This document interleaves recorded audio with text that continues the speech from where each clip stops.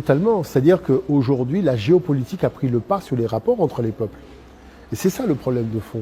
C'est-à-dire qu'on n'hésite pas au Nord à falsifier l'histoire du Sud, alors que tout le monde sait que c'est dans le Sud qu'est née la civilisation. Vous savez, les Européens, il n'y a pas si longtemps, c'était des nomades.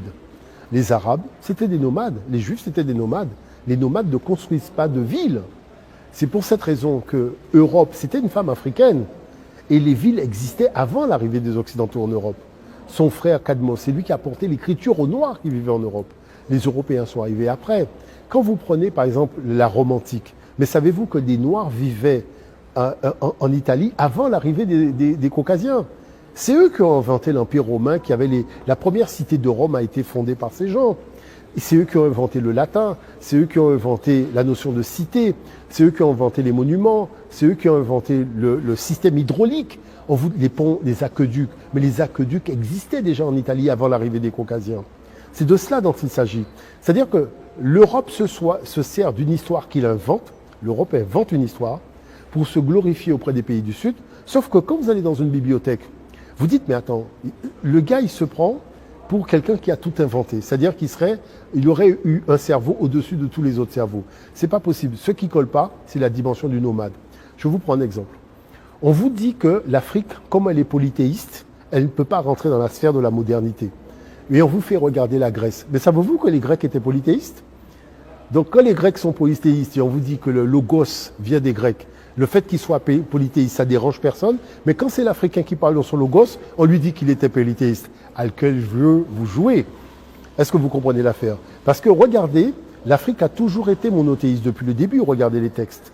Mais quand est-ce que l'Europe a adhéré à la pensée monothéiste? C'est à l'époque de l'Empire romain, en 325 avec le Concile de Nicée. Est-ce que vous vous rendez compte du retard pris sur l'Afrique?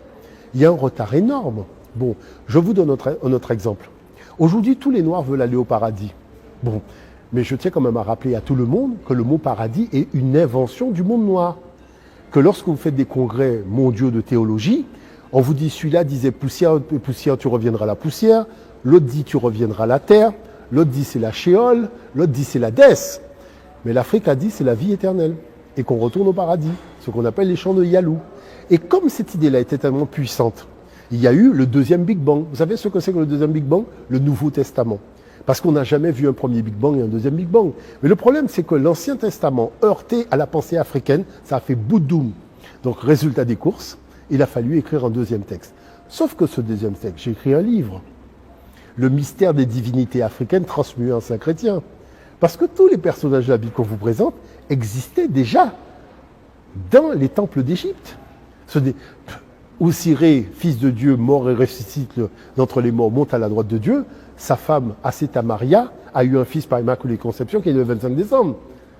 Est-ce que vous comprenez ce que je veux dire par là? Mais où les gens ont pris ça? Parce que je me suis posé la question. Clément d'Alexandrie, père de l'Église. Origène d'Alexandrie, père de l'Église. Alexandre d'Alexandrie, père de l'Église. Trois pères de l'Église qui sont où en Afrique? Parce qu'Alexandrie, c'est en Afrique. Et qu'est-ce qu'il y a à Alexandrie? La bibliothèque d'Alexandrie. Donc ces gens, en fait, ont simplement copié les textes. Et aujourd'hui, vous avez quelqu'un qui sort de l'Europe et qui organise une escroquerie intellectuelle sur le monde africain, en venant faire quoi? Que la première fois qu'on a dit « Notre Père qui est aux cieux », c'est venu de chez eux, alors que c'est écrit dans les temples d'Égypte. Jean-François Champollion l'a dit, il l'a montré. C'est-à-dire les textes qu'on vous présente comme des textes extérieurs à l'Afrique sont bien écrits, notamment dans le tombeau d'Ounas. On vous fait chanter « Jésus, oh, il est vivant, il n'est pas mort ». Mais dans le texte du tombeau d'Ounas, c'est marqué « Il est vivant, oh, Ounas, il n'est pas mort ». Donc vous changez juste le nom du personnage, vous gardez la même phrase et vous venez me coloniser. Mais c'est quoi ça? Je vous prends un autre exemple. On m'a demandé de faire une conférence pour des chefs d'entreprise à New York. Je leur expliquais que c'est quand même très étrange qu'au niveau de cette société, elle soit toujours dans un choc des couleurs de peau. C'est-à-dire il y a un racisme, il y a quelque chose qui crée des tensions. J'étais obligé de leur rappeler. Sur le billet d'$1, la pyramide qu'ils ont faite, elle est en Afrique, elle n'est pas en Occident. Bon, la notion de monnaie, c'est une invention de l'Afrique. Le premier étalon monétaire de l'histoire de l'humanité s'appelait le châti. Bon, Narmer, quand il a fondé son premier palais, c'est celui qui a unifié la Haute et la Basse Égypte en 3200 de l'ère ancienne africaine. Son palais s'appelait Inech-Eb. Quand vous traduisez Inech-Eb en français, ça veut dire la Maison Blanche, parce que c'est un palais en calcaire blanc. L'aigle aile déployé, c'est le symbole de Narmer, qui est le faucon rouge. Ça veut dire qu'il n'y a rien émanant de la pensée intellectuelle occidentale déjà sur le billet $1. Et c'est sur le billet $1, ils veulent imposer leur hégémonie sur le monde, alors qu'il n'y a rien qui correspond à la maturation de leur pensée. Quel est le problème? Le problème, c'est qu'il y a un déficit de connaissances dans le monde africain. Parce que s'il y avait cette connaissance-là, on ne serait pas impressionné, on ne chercherait pas nos modèles civilisationnels à l'extérieur du continent africain. Parce qu'on a compris une chose, tous les peuples, même prenons par exemple la problématique de Confucius. On vous présente un Confucius chinois, alors que vous allez à la fondation de Confucius à Shanghai, il n'a rien à voir avec un chinois, c'est un noir. Vous allez voir Bodhidharma du temple de Shaolin, mais sa statue est là, c'est un noir.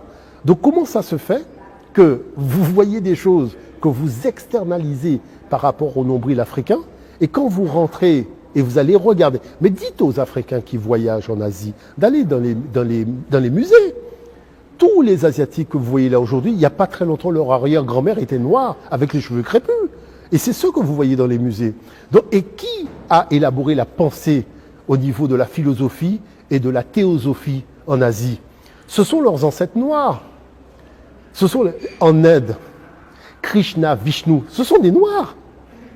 Même si on vous les présente blancs aujourd'hui, mais allez voir dans les musées, ce sont des noirs. Donc la problématique de fond, c'est que l'Afrique ne peut pas se laisser coloniser par la pensée de ses pères et de ses mères. Il y a un déficit de connaissances qu'il faut régler. Et c'est par l'enseignement qu'il faut le régler, c'est par les médias aussi, c'est par le fait d'aller dans les écoles. Vous savez, j'ai déjà vu 14 000 enfants dans les milieux scolaires, puisque pour moi, c'est important de montrer aux enfants comment, à partir des mathématiques africaines, eh bien, on a repris le système de calcul pour inventer les codes binaires informatiques. On vous dit, mais écoutez ça, on vous dit qu'il y a l'univers des nombres décimaux, l'univers des nombres binaires. C'est deux univers distincts. Et comment l'Afrique a fusionné les deux univers? On vous dit qu'il y a la physique classique et il y a la physique quantique. C'est deux univers distincts. Non, parce que l'Afrique a fait fusionner les deux pensées. Les deux systèmes ont fusionné dans la pensée africaine. Donc ce qui veut dire que quand je dis que la pensée africaine n'est comparable à aucune autre forme de pensée, j'ai des preuves. Mais je peux vous faire écouter ce qu'a dit M. Iglash. Je peux vous faire écouter ce qu'a dit M. Wilbrook.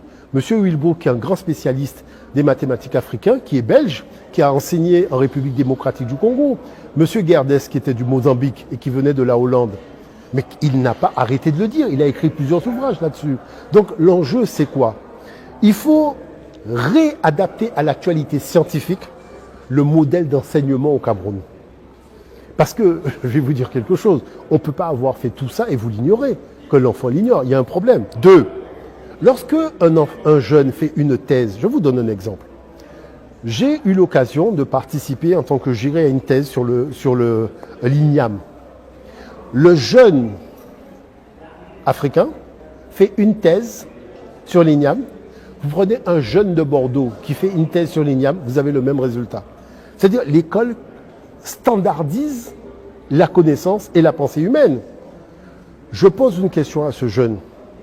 Est-ce qu'il a pris le temps d'étudier ce que Jean Mazel, qui est un historien français, a dit sur l'INIAM? Parce qu'il a dit que la preuve que nous avons que c'est l'homme qui a quitté l'Afrique pour aller coloniser le reste du monde, c'est qu'il est parti avec de l'INIAM. Et dans tous les pays du monde, vous avez un nom. Par exemple, chez nous, on dit Ziyam. Il y a des endroits où on dit Niam. Il y a des endroits où on dit Yam. Vous voyez, donc il suit le parcours de ces hommes-là qui sont partis en quittant l'Afrique, mais avec des... Vous voyez ce que je veux dire par là? Comment ça se fait que le jeune qui fait la thèse, il ne met pas ça dans sa thèse? Le problème vient de qui? Est-ce que le directeur de thèse est lui-même informé de la réalité dans son domaine? C'est pour ça qu'il faut réactualiser les données. C'est pour ça qu'il faut aussi, quelque chose d'important, ne pas se confiner aux matériaux occidentaux. Parce que trop souvent, on écrit une thèse pour faire plaisir à l'Européen, pas pour nourrir le génie africain. Et comment on fait? En variant aussi la documentation. Parce que je me dis, mais je regarde la bibliographie d'un jeune qui a fait une thèse, tous ces matériaux sont européens. Je dis, mais attends, ta thèse concerne un élément universel, mais tu vas prendre des matériaux que dans une seule civilisation. Donc déjà, ton regard est vicié.